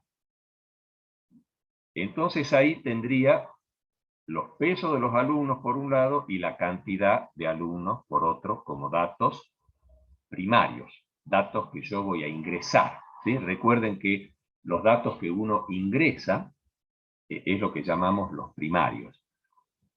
Bien, pero podría ser también, y es lo más razonable, que si yo tengo disponible los datos de los pesos de los alumnos, no me haga falta tener la cantidad como dato primario, sino que yo la podría obtener a la cantidad. A medida que voy ingresando los pesos de los alumnos, puedo ir contando. Y una vez que ya terminé de ingresar todos los pesos, me fijo cuántos son, porque lo fui contando. Entonces, ese dato podría ser un dato secundario. ¿Se entiende? Bueno, esos son pequeños detalles que cuando uno va a plantear el problema es importante que lo aclaremos. Bien, perfecto. Y en el otro problemita se quiere averiguar qué porcentaje de socios de un club son de sexo femenino. Ahí, ¿cuál es el resultado? Porcentaje de mujeres. Las Perfecto, mujeres. perfecto. El porcentaje de mujeres o de sexo femenino de los socios del club. Perfecto. ¿Y cuáles serían los datos que necesitamos para este problema? La cantidad de socios. Ajá. La cantidad de socios Y totales. sí, y las mujeres. Y la cantidad de mujeres. Perfecto. Eso podría ser, repito, el enunciado acá es muy simple, entonces uno puede empezar a suponer distintas situaciones, ¿no? Yo podría suponer que efectivamente me brindan la cantidad total de socios, me brindan la cantidad de mujeres, También me podrían brindar la cantidad de sexo masculino y por diferencia podría calcular la cantidad de sexo femenino, por supuesto, pero bueno, supongamos que directamente tengo la cantidad de mujeres. Bueno, pero en un caso real, tal vez lo que yo disponga sea del dato del sexo de cada socio. Podría acceder a una base de datos y recorrerla, ir viendo la ficha, diríamos, ¿no es cierto? Si fuera manual el proceso, yo tengo la ficha de los socios y me puedo ir fijando en todas las fichas y contando, por un lado, las que sean de socios femeninos, ¿sí? Y contando todos, por otro lado, para saber la cantidad total. ¿Se entiende? O sea, a lo mejor los datos primarios, los datos que yo realmente voy a ingresar, sea el sexo del socio, nada más. Y la cantidad total de socios y la cantidad de socios de sexo femenino pueden ser datos que yo calcule. O sea, resultados intermedios o datos secundarios. ¿Se entiende la idea? ¿Sí? Y basarse en lo primordial, digamos, no irse por las ramas. Claro. Eso también, digamos, determinar cuáles serían los datos primordiales, los datos fundamentales, mínimos, que yo necesitaría para poder resolver el problema. ¿Sí? Perfecto. Y el resultado, bueno, ya está claro que es el porcentaje, y bueno, si entramos a las condiciones vinculantes, que no era la idea en estos primeros problemas, pero sería todos los cálculos que yo tengo que hacer. Perfecto, pasamos al tercer problema y ya con eso estamos cerrando la clase. En una sala de teatro cuenta con 3 tipos de entrada. La popular, con el precio, la platea y el palco. O sea, ahí tenemos los precios y las 3 categorías que hay. Las entradas de cada talonario se encuentran numeradas consecutivamente. Fíjense que ese es un detalle importante. En la boletería de ese teatro se desea saber al final del espectáculo la recaudación total. O sea que se desea saber cuánto es lo que se vendió de entrada, ¿no es cierto? Y determinar si coincide con el dinero que realmente se recaudó. Es más o menos como un arqueo de caja. Yo voy a contar la plata que tengo en la caja y quiero saber si coincide con las entradas que se ha vendido. Más o menos. Esa sería la idea, ¿verdad? ¿Cuál sería entonces los resultados de este problema? La recaudación. Bueno, está claro que dice que desea saber la recaudación total, que sería la recaudación que podríamos llamar calculada, ¿no es cierto? La recaudación calculada. Pero por otro lado, también hay que decir... Podría ser la diferencia que existe entre lo recaudado y si es que existe alguna diferencia entre los boletos vendidos. Claro, exacto. Vamos a necesitar saber esa diferencia. ¿Por qué? Porque lo que pide, si ustedes se fijan al final del enunciado, dice determinar si coincide con el dinero. O sea, yo tengo que decir, ¿coincide con el dinero o no coincide? ¿Hay diferencia positiva, negativa o es cero? ¿Se entiende? O sea, que no solo tengo que calcular la recaudación, sino que tengo que compararla con el dinero que hay en la caja para saber si cierra o no cierra. ¿Entiende? Perfecto. ¿Y cuáles serían los datos? A ver, ¿cuáles serían los datos que vamos a disponer? Primero la cantidad de boletos vendidos, después los precios. Los precios de del Bien. palco, de la platea. Perfecto. Eso De cada está uno. clarito. Lo de los precios está clarito, porque ahí están además los precios, ¿no es cierto?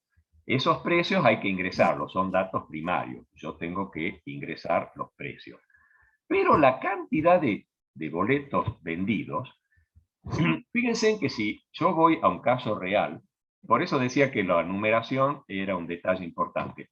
En un caso real yo no le voy a preguntar al boletero cuántos boletos ha vendido el Popular. Porque el boletero seguramente no los va contando a medida que los vende. Y tampoco se va a poner a contarlos ahí a los boletos que ha vendido, ¿no es cierto?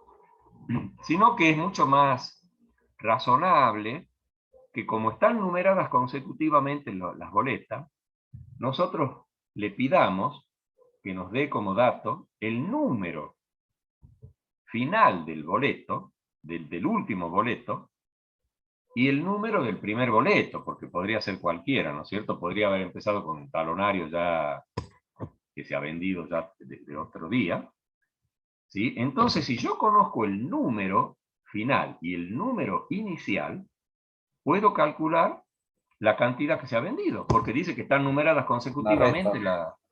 ¿Se entiende? Y sí, porque él ya, o sea, Sí, tiene se entiende, el pero valor total de talonario y resta el inicial con el que hasta que llegó a vender. Claro, exacto.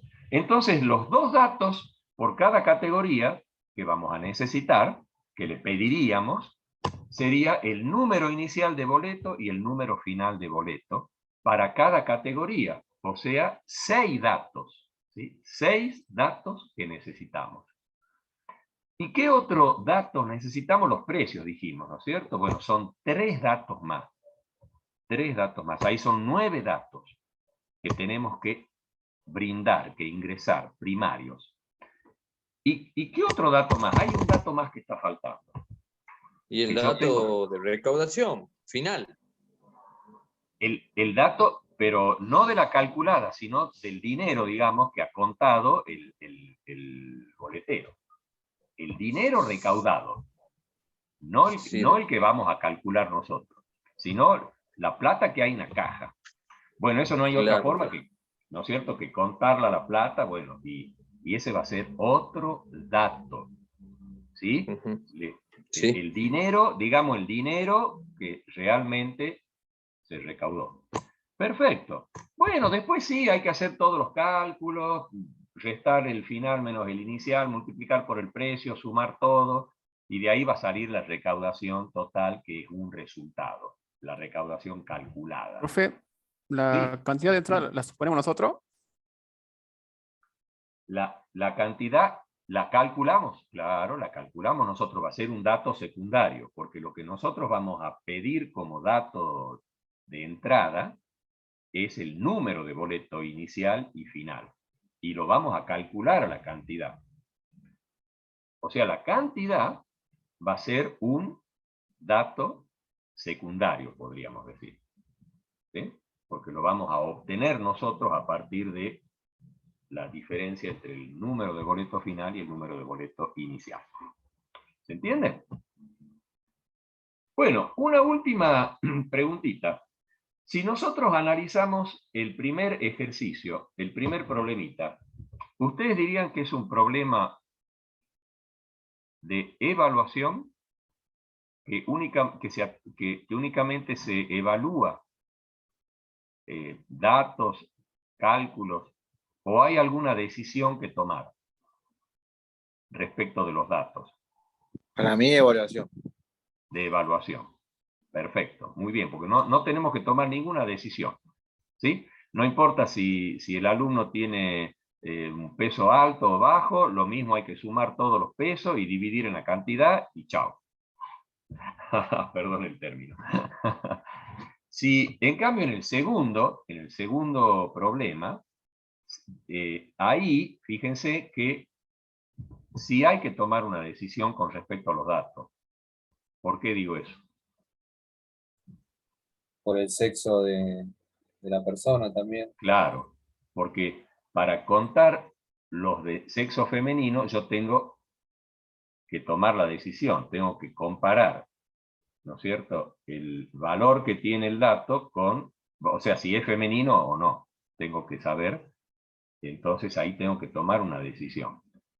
Bueno, esos detalles son importantes, pero ya cuando avancemos un poquito en en la construcción de los algoritmos, ahí vamos a volver con eso, ¿no? Y en el otro, en el tercero, bueno, obviamente que sí, porque al final tengo también que comparar el dinero que tengo con lo que yo he calculado, y también ahí tengo que tomar una decisión para saber si coincide o no coincide. ¿Ah? Si el arqueo de caja salió bien o salió mal, digamos. ¿Ah?